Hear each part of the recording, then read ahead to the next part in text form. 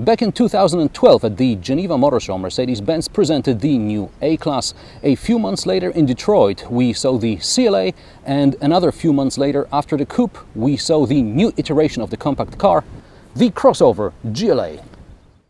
In terms of price and size, the GLA slots between the A-Class and the CLA. All three models are based on the same platform, so all have the same wheelbase. The GLA is almost 442 centimeters long, 180 centimeters wide, and almost 150 centimeters high. Depending on the spec, ground clearance is between around 15 and 20 centimeters. To put it into perspective, a Mitsubishi ASX has 17 centimeters and Ford Kuga 20 centimeters ground clearance.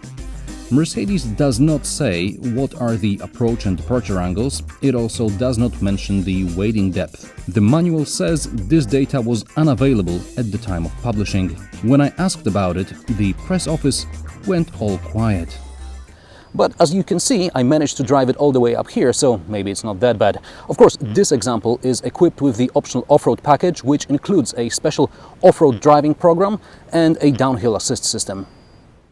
Under the bonnet is a 2.1 136 horsepower diesel, which I'll get back to when we hit the road.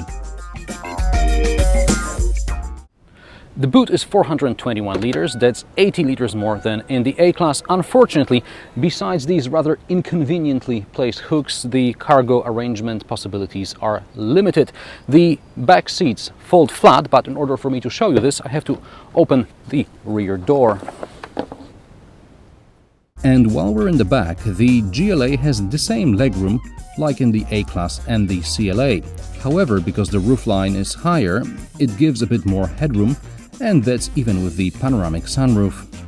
It is also somewhat easier to get out, although I still suggest you mind your head. In the front, it's the third time I see the same dashboard. However, in the GLA, for the first time I see normal seats instead of those with integrated headrests.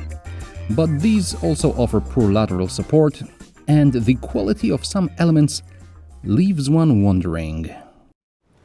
Interestingly enough, the driver's seat is in its lowest position and I don't have much headroom left. It's because of the optional panoramic sunroof, which I suggest taller drivers cross off the options list.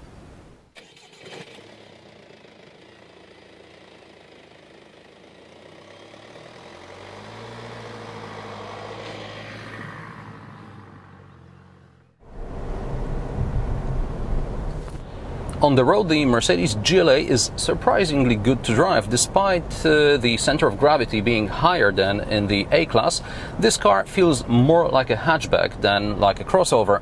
The suspension absorbs all the bumps nicely, the steering is light but precise.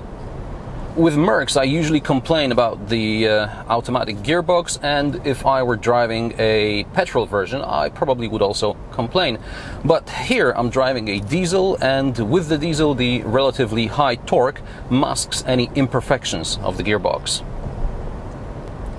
What I don't like is the engine itself. Mercedes is very proud that this engine meets the Euro 6 emission standards, but the 2.1 diesel feels agricultural.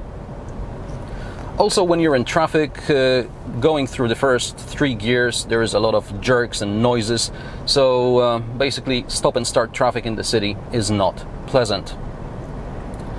Mercedes promises this car will do around 6 liters per 100 kilometers in the urban cycle. I managed to get it down to about 7.5 liters, and to tell you the truth, it's not very pleasant, neither in the city nor on the open road. And by the way, not only is the engine quite loud, but also sound insulation is not very good. I hear all the cars that pass by me, and the first day I picked the car up from Mercedes, I found myself checking if all the windows are properly closed. Oh, and rear visibility, it sucks. Prices of the Mercedes-Benz GLA start at around 29,000 euros, which is on par with BMW X1 and Audi A3. And just like in case of the competition, I don't expect you'll be taking this car off-road a lot. A muddy trail to the summer house or a bigger curb are all the GLA will have to deal with in everyday life. Anyway, all-wheel drive doesn't even come standard on this car.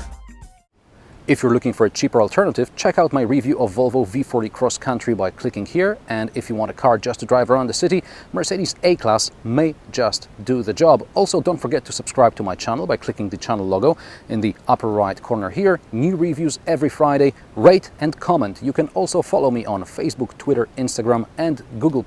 You'll find all the links in the description below. And now, thanks for watching and I'll see you next time.